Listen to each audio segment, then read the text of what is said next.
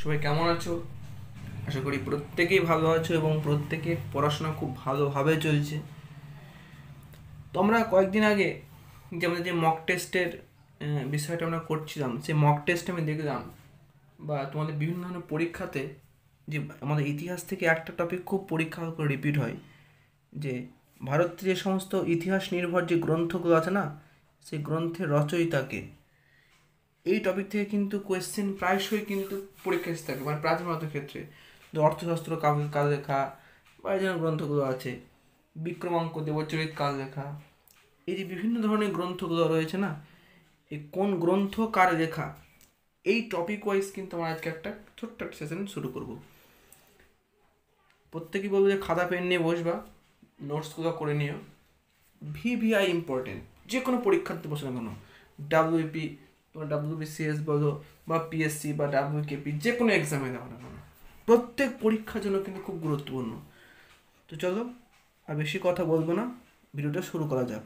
চলো শুরু করি। তো প্রথম প্রশ্ন আমরা একটা লিস্ট আকারে রেখেছি। কি বলেছে যে অর্থশাস্ত্র কাল লেখা বই। এই অর্থশাস্ত্র বইটা লিখেছেন কৌটিল্য বা চাণক্য। তিনি বইটা লিখেছেন কৌটিল্য বা চাণক্যের লেখা বই হলো অর্থশাস্ত্র। এবং এই কৌটিল্য চাণক্যের আসল নাম কি? এর আসল নাম হলো বিষ্ণুগুপ্ত। আসল নাম হলো বিষ্ণুগুপ্ত। এটা প্রত্যেকে কিন্তু খাতায় লিখে নিও, বিষ্ণুগুপ্ত। চলো পরবর্তী প্রশ্ন দিকে আমরা যাবো। যে কামসূত্র কাল লেখা? কামসূত্র হচ্ছে বাদশায়নে লেখা হয়েছে বই কামসূত্র। মুদ্রা রাক্ষস কাল লেখা?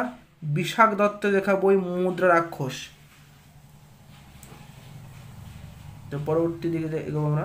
দেখো মৃচ্ছকটিকম কাল লেখা? এই মৃচ্ছকটিকম যে এটা কাল লেখা, এটা শূদ্রকে লেখা হয়েছে বই মৃচ্ছকটিকম। পবনদূত কাল লেখা? ধৈ লেখা বই হয়েছে পবনদূত। গীত গোবিন্দ কাল লেখা? জয়দেবের লেখা বই হচ্ছে গীত গোবিন্দ। খেয়াল রেখো, এই যে গীত গোবিন্দ কথাটা বললাম না, এটা কিন্তু সংস্কৃত ভাষায় লেখা। খেয়াল রেখো, এই গ্রন্থ কিন্তু সংস্কৃত ভাষায় লেখা। এটা কিন্তু পরীক্ষা এসেছিল যে গীত গোবিন্দ কোন ভাষায় রচিত? সংস্কৃত। এই জয়দেব ছিল মৈথিলি কবি, ছিল জয়দেব, তিনি লিখেছিলেন। পরবর্তী প্রশ্ন, যে চরক সংহিতা। চরক সংহিতা কাল লেখা? চরকের লেখা চরক সংহিতা। দান সাগর এবং অদ্ভুত সাগর দুটো গ্রন্থ কাল লেখা? দুটো গ্রন্থ লেখা হয়েছে বললাল সেন, দান সাগর এবং অদ্ভুত সাগর। পরবর্তী প্রশ্ন, যে কথা স্থরিত সাগর কাল লেখা? সোমদেবের লেখা কথা স্থরিত সাগর। অভিজ্ঞান শকুন্তলম, এটা বড় দরকার না, এটা তথ্যের নয়, এটি হচ্ছে কালিদাসের লেখা বই, এই অভিজ্ঞানম শকুন্তলম। আরও আছে তোমার কুমার সম্ভবম, রঘুবংশম, মালবিকাগ্নিমিত্রম। তো প্রত্যেকটা বইয়ের লেখক কিন্তু হলেন কালিদাস। তো আমরা পরবর্তী স্লাইডের দিকে যাব। দেখো যেটা এখন যেটা বলছিলাম, এত গ্রন্থের নাম দেখো। মেঘদূতম কাল লেখা? মেঘদূতম মালবিকাগ্নিমিত্রম দেখো কালিদাসের লেখা। মহাভাষ্য কাল লেখা? পতঞ্জলি লেখা বই হচ্ছে মহাভাষ্য। পঞ্চতন্ত্র কাল লেখা? পণ্ডিত বিষ্ণু শর্মা। সুশ্রুত সংহিতা কাল লেখা? সুশ্রুত লেখা বই সুশ্রুত সংহিতা। পরবর্তী প্রশ্ন, যে অষ্টাধ্যায়ী কাল লেখা বই? এটা পাণিনির লেখা বই অষ্টাধ্যায়ী, এটা প্রথম কিন্তু কোনো ব্যাকরণ বই, খেয়াল রাখতে হবে এটা। রামচরিত কারা লেখা বই? রামচরিত লেখা সন্ধ্যাকর নন্দীর লেখা রামচরিত। রামচরিত মানস কার লেখা বই? তুলসীদাসের লেখা বই রামচরিত মানস। পরবর্তী দিকে আমরা এগোবো। যে বুদ্ধচরিত কার লেখা? অশ্বঘোষের লেখা বুদ্ধচরিত। অমরকোষ কার লেখা বই? অমর সিংহের লেখা বই হচ্ছে অমরকোষ।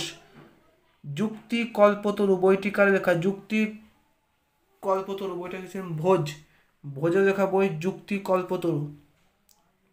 পরবর্তী প্রশ্ন দিকে আমরা এগোবো। দেখো মত্তবিলাস কার লেখা? এটা মহেন্দ্র বর্মন লেখা মত্তবিলাস, কিন্তু এটা প্রহসনের নাম। অনেক ক্ষেত্রে এটা দিয়ে দেয় যে মত্তবিলাস প্রহসন গ্রন্থটি কার লেখা?